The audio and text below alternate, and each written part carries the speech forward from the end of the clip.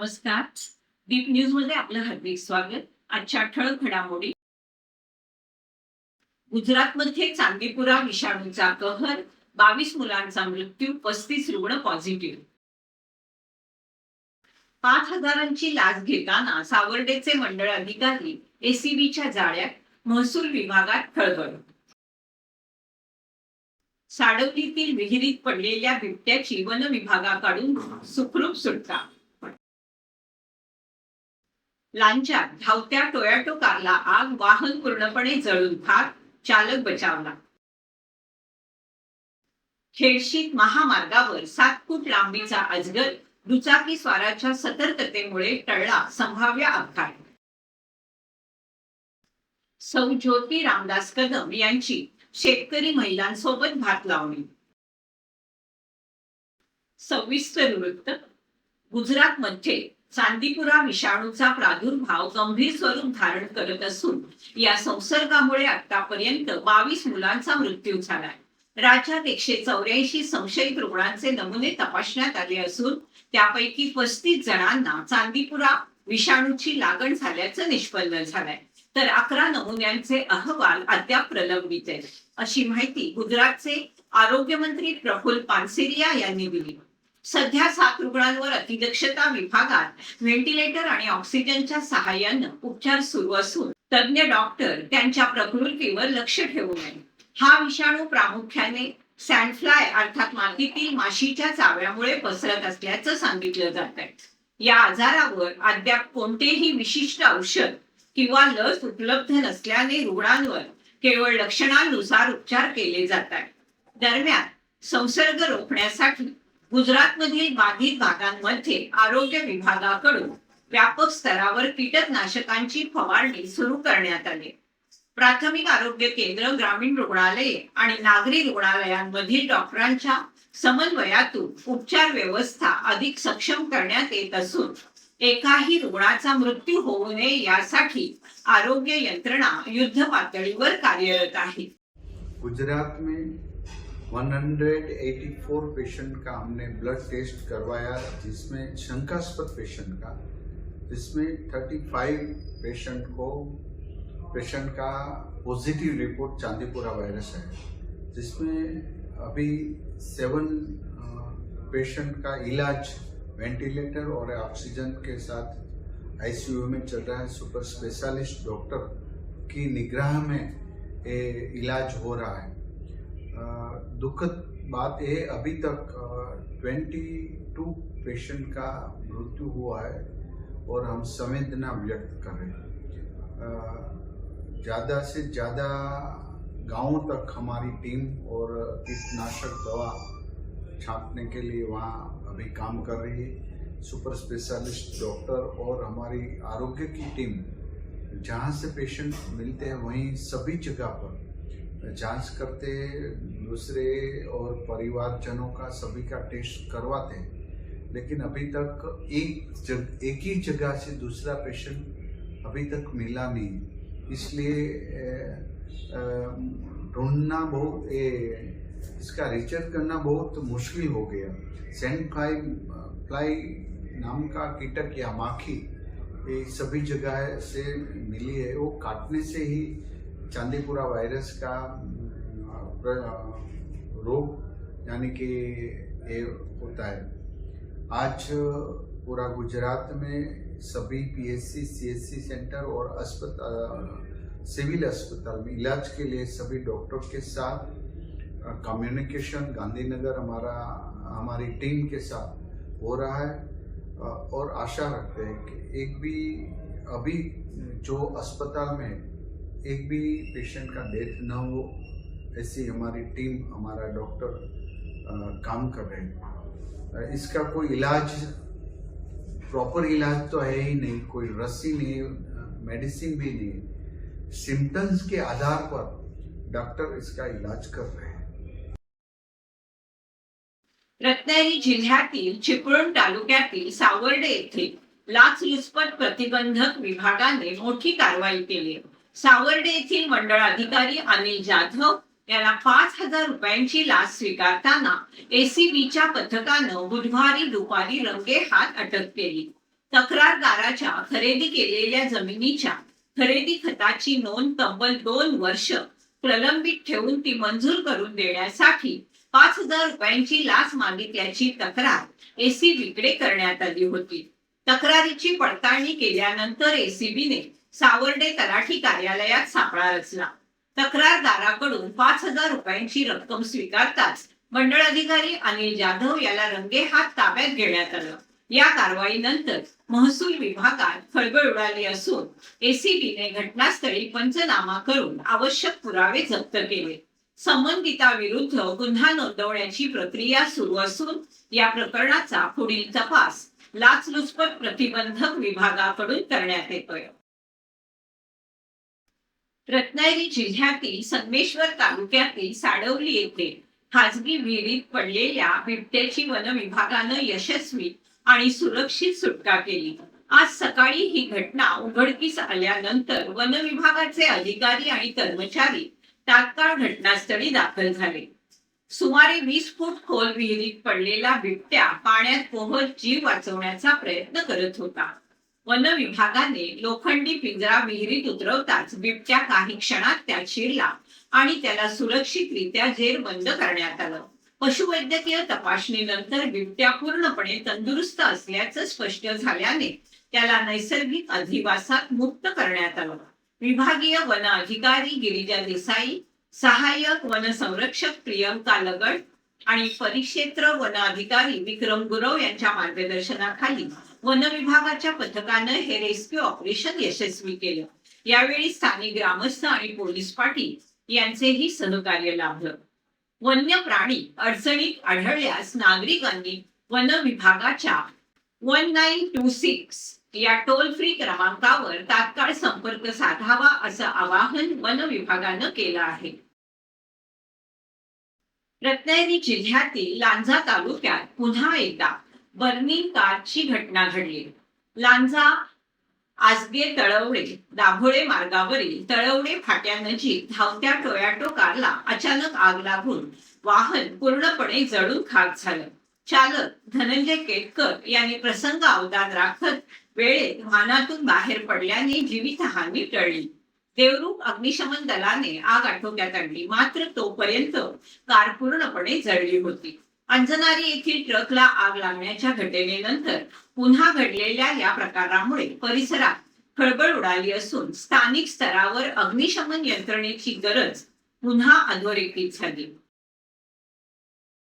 रत्नागिरी शहरालगत खेडशी येथील महालक्ष्मी मंदिरासमोरील नव्यानं बांधलेल्या कॉन्क्रीट रस्त्यावर मंगळवारी मध्यरात्री सुमारे 7 फूट लांबीचा अजगर आढळल्याने काही काळ खळबळ उडाली.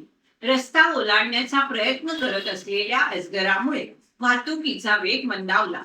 गुळगुळीत कॉन्क्रीट रस्त्यावर अजगराला पुढे सरकणं कठीण जात असल्याचं दिसलं. मात्र प्रसंग अवधान राखत काही दुचाकी स्वारांनी वाहने थांबवून समोरून येणाऱ्या वाहनांना इशारा दिला. त्यामुळे वाहन चालकांनी वेग कमी करत अजगराला सुरक्षितपणे रस्ता ओलांडण्यासाठी वेळ दिला. या सतर्कतेमुळे संभाव्य अपघात टळला असून कोणतीही जीवितहानी झाली नाही. स्थानिकांनीही वन्यजीवांचं संरक्षण करत अशा प्रसंगी संयम बाळगण्याचं आवाहन केलं आहे. रत्नागिरी जिल्ह्यातील खेड तालुक्यातील जामगे येथे वनश्री पुरस्कार प्राप्त ज्योती रामदास कदम यांनी शेतकरी महिलांसोबत पारंपरिक भात लावणीत उत्स्फूर्त सहभाग घेतला. भाताची रोपे काढण्यापासून ते प्रत्यक्ष लावणीपर्यंतच्या कामात त्यांनी सहभाग नोंदवत शेतीप्रती असलेली आपुलकी व्यक्त केली. यावेळी पारंपरिक कोकणी लोकगीतांच्या वातावरणात त्यांनी शेतकरी महिलांशी संवाद साधला. तसेच ट्रॅक्टर चालवत शेती कामात देखील सहभाग घेतला. त्यांच्या या सहभागामुळे परिसरात उत्साहाचं वातावरण निर्माण झालं. रत्नागिरी जिल्ह्यातील खेड तालुक्यातील तळेगावात महाराष्ट्र शासनाच्या कृषी विभागाच्या वतीने आधुनिक शेती तंत्रज्ञानाचा प्रसार करण्यासाठी यांत्रिक भात लागवड, 4सूत्री भात लागवड आणि CRA पद्धतीने फळबाग लागवडीचं प्रात्यक्षिक उत्साहात पार पडलं. तालुका कृषी अधिकारी कार्यालयामार्फत शेतकरी संतोष नारायण मोरे आणि शिवाजी नारायण मोरे यांच्या शेतावर आयोजित या कार्यक्रमात शेतकऱ्यांना आधुनिक शेती तंत्रज्ञानाची प्रत्यक्ष माहिती देण्यात आली. उपविभागीय कृषी अधिकारी रवींद्र माळी, तहसीलदार सुधीर सोनवणे, खेड नगर परिषदेचे मुख्य अधिकारी महादेव रोडगे यांच्यासह प्रगतशील शेतकरी, शेतकरी उत्पादक कंपनीचे पदाधिकारी, कृषी विभागाचे अधिकारी, कर्मचारी आणि मोठ्या संख्येने शेतकरी उपस्थित होते. आधुनिक तंत्रज्ञानाच्या वापरातून उत्पादन वाढ, मजुरी खर्चात बचत आणि शेती अधिक फायदेशीर करण्याच्या दृष्टीने शेतकऱ्यांना सविस्तर मार्गदर्शन करण्यात आलं. कार्यक्रमाचं नियोजन सहाय्यक कृषी अधिकारी प्रवीण पडघार आणि खवटी मंडळातील कृषी विभागाच्या अधिकारी कर्मचाऱ्यांनी केलं. चंद्रपूर जिल्ह्यातील वरोरा येथे संस्कार भारती पब्लिक स्कूल मध्ये 31 जुलै ते 3 ऑगस्ट दरम्यान आयोजित CBSE साऊथ झोन 2 तायक्वांदो स्पर्धा 2026-27 मध्ये रोटरी इंग्लिश मीडियम स्कूल खेडच्या विद्यार्थ्यांनी उल्लेखनीय कामगिरी करत शाळेच्या शिरपेचा मानाचा तुरा खोचला. या स्पर्धेत मोहम्मद आझम सलीम मुकादम याने उत्कृष्ट खेळाचं प्रदर्शन करत सुवर्ण पदक पटकावलं. आगामी CBSE राष्ट्रीय तायक्वांदो अजिंक्यपद स्पर्धेसाठी त्याची निवड झाली असून ही स्पर्धा हरियाणा येथे होणार आहे. त्याचबरोबर उदय संदीप मोरे आणि अर्णव अंकुश गोफणे यांनी शानदार खेळ करत कांस्य पदक मिळवून शाळेच्या यशात भर घातली. या यशस्वी विद्यार्थ्यांचे रोटरी स्कूलचे चेअरमन डॉक्टर उपेंद्र तलाठी, मुख्याध्यापक, सर्व शिक्षक, प्रशिक्षक आणि पालकांनी अभिनंदन केलं. पुस्तकी ज्ञानाचा प्रत्यक्ष शेतीत उपयोग व्हावा आणि आधुनिक कृषी तंत्रज्ञानाची माहिती शेतकऱ्यांपर्यंत पोहोचावी या उद्देशाने डॉक्टर बाळासाहेब सावंत कोकण कृषी विद्यापीठ दापोली अंतर्गत ठरवते येथील शरदचंद्रजी पवार कृषी महाविद्यालयाच्या कृषी कन्या संगमेश्वर तालुक्यातील आरवली गावात दाखल झाल्या. पुढील 3 महिने या विद्यार्थिनी गावात वास्तव्यास राहून शेतकऱ्यांशी थेट संवाद साधणार आहेत. पारंपरिक शेती पद्धतीचा अभ्यास करतानाच आधुनिक कृषी तंत्रज्ञान, पीक व्यवस्थापन आणि शेतीविषयक विविध बाबींवर त्या शेतकऱ्यांना मार्गदर्शन करणार आहेत. या उपक्रमामुळे विद्यार्थिनींना प्रत्यक्ष शेतीचा अनुभव मिळणार असून शेतकऱ्यांना देखील आधुनिक शेती तंत्रज्ञानाची माहिती मिळण्यास मदत होणार आहे. आर्थिक अडचणींमुळे उपचार अशक्य ठरत असतानाही मुख्यमंत्री वैद्यकीय सहाय्यता निधी आणि टाटा ट्रस्टच्या आर्थिक मदतीमुळे अकोल्यातील प्रशांत इंगळे यांच्यावर मुंबईतील नानावटी रुग्णालयात यशस्वी यकृत प्रत्यारोपण करण्यात आलं. विशेष म्हणजे त्यांच्या पत्नी वर्षा इंगळे यांनी स्वतःच्या यकृताचा काही भाग दान करून पतीला नवजीवन दिलं. मुख्यमंत्री वैद्यकीय सहाय्यता निधीतून 2 लाख रुपये तर टाटा ट्रस्ट कडून 19,60,000 रुपयांची मदत मिळाल्याने एकूण 21,60,000 रुपयांचा निधी उभा राहिला आणि ही खर्चिक शस्त्रक्रिया शक्य झाली. शस्त्रक्रियेनंतर प्रशांत इंगळे यांची प्रकृती स्थिर असून त्यांच्यात समाधानकारक सुधारणा होते. मुख्यमंत्री वैद्यकीय सहाय्यता निधी आणि धर्मादाय रुग्णालय मदत कक्षाचे प्रमुख रामेश्वर नाईक यांनी आवश्यक पाठपुरावा करून ही आर्थिक मदत उपलब्ध करून दिली. दरम्यान आर्थिक अडचणीमुळे कोणत्याही गरजू रुग्णाचा उपचार थांबू नये यासाठी मुख्यमंत्री वैद्यकीय सहाय्यता निधी सातत्याने कार्यरत असल्याचं रामेश्वर नाईक यांनी सांगितलंय. नागरिकांनी अधिक माहितीसाठी 1800-123-2211 या टोल फ्री क्रमांकावर संपर्क साधण्याचं आवाहनही करण्यात आलंय. गुहागर तालुक्यातील शृंगारतळी येथे रोहिदास समाजातील बांधवांवर झालेल्या कथित हल्ल्याच्या निषेधार्थ रत्नागिरी जिल्हा रोहिदास समाजसेवा संघाच्या वतीने चिपळूणच्या उपविभागीय पोलीस अधिकाऱ्यांना निवेदन देण्यात आलं. या निवेदनात आरोपींना तात्काळ अटक करून त्यांच्यावर कठोर कायदेशीर कारवाई करण्याची मागणी करण्यात आली. निवेदनानुसार 2 ऑगस्ट रोजी काही व्यक्तींनी रोहिदास समाजातील बांधवांना रॉड आणि काठ्यांनी मारहाण केली. जीवे मारण्याची धमकी दिली तसेच जातीवाचक शिवीगाळ केल्याचा आरोप करण्यात आलाय. या प्रकरणातील आरोपींना तातडीने अटक करून कठोर कारवाई न झाल्यास बेमुदत उपोषणाचा इशाराही समाजाच्या वतीने देण्यात आलाय. यावेळी जिल्हाध्यक्ष सुरेश खेडेकर, जिल्हा सचिव गणेश सरनकर, जिल्हा उपाध्यक्ष अजित आंबवकर, वंचित बहुजन विकास आघाडीचे जिल्हाध्यक्ष संदेश मोहिते यांच्यासह रोहिदास समाज सेवा संघाचे पदाधिकारी आणि समाज बांधव मोठ्या संख्येने उपस्थित होते. रत्नागिरी शहरातील कोकणनगर परिसरातील शासकीय रास्त धान्य दुकानावर प्रशासनानं मोठी कारवाई करत संबंधित दुकान सीलबंद केलंय. अनेक महिन्यापासून नागरिकांना वेळेत आणि नियमानुसार रेशन मिळत नसल्याच्या तक्रारी सातत्यानं होत होत्या.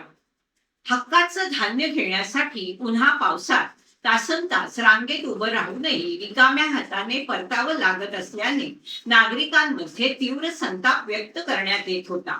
या प्रकरणी नगरसेवक केतन शेटे आणि नगरसेविका फौजिया मुजावर यांनी आक्रमक पाठपुरावा करत प्रशासनाचं लक्ष वेधलं. त्यानंतर अधिकाऱ्यांनी घटनास्थळी जाऊन चौकशी केली असता तक्रारीमध्ये तथ्य आढळल्याने संबंधित रेशन दुकानावर सीलबंद करण्याची कारवाई करण्यात आली. या कारवाईमुळे परिसरात खळबळ उडाली असून नागरिकांनी प्रशासनासह लोकप्रतिनिधींचे आभार मानले आहेत. गुहागर तालुक्यातील फुटगिरी गावठणवाडी परिसरातील नदीवरील लोखंडी चाकं कोसळल्यानंतर प्रशासनाने युद्ध पातळीवर हालचाली सुरू केल्या. पंचायत समितीचे सभापती प्रणव कोळेकर यांनी घटनास्थळी भेट देत परिस्थितीची पाहणी केली आणि नवीन पुलाचे इस्टिमेट तातडीनं सादर करण्याचे आदेश संबंधित अधिकाऱ्यांना दिले. पालकमंत्री उदय सामंत यांच्या माध्यमातून नवीन पूल मंजूर करून त्याचं काम लवकर सुरू करण्यासाठी शासन स्तरावर पाठपुरावा केला जाईल असं आश्वासन त्यांनी ग्रामस्थांना दिलं. सोमवारी झालेल्या या दुर्घटनेत 10 ते 12 गुरे जखमी झाली असून एका महिलाचा मृत्यू झाला होता. सुदैवानं कोणतीही मानवी जीवितहानी झाली नाही. दुर्घटनेनंतर जखमी जनावरांवर तातडीने उपचार करण्याच्या तसेच मृत जनावरांच्या मालकाला शासकीय मदत देण्याच्या सूचना सभापती प्रणव कोळेकर यांनी प्रशासनाला दिल्या होत्या. त्यानुसार महसूल प्रशासनाने पंचनामा करून मदत प्रक्रिया सुरू केली. यापूर्वी पंचायत समितीचे उपसभापती निलेश सुर्वे यांनी देखील घटनास्थळी भेट देऊन परिस्थितीचा आढावा घेतला होता. यावेळी डेप्युटी इंजिनियर आशुतोष सरदेसाई, जिल्हा परिषद सदस्या नेत्रा ठाकूर, संबंधित अधिकारी आणि ग्रामस्थ उपस्थित होते. ग्रामस्थांसाठी हा मार्ग अत्यंत महत्त्वाचा असल्याने नवीन पुलाचं काम कोणताही विलंब न करता सुरू करण्यासाठी सातत्यानं पाठपुरावा केला जाईल अशी ग्वाही सभापती प्रणव कोळेकर यांनी दिली. याचबरोबर वेळ झाली इथेच थांबण्याची. आपण पाहत राहा आपली लाडकी वाहिनी.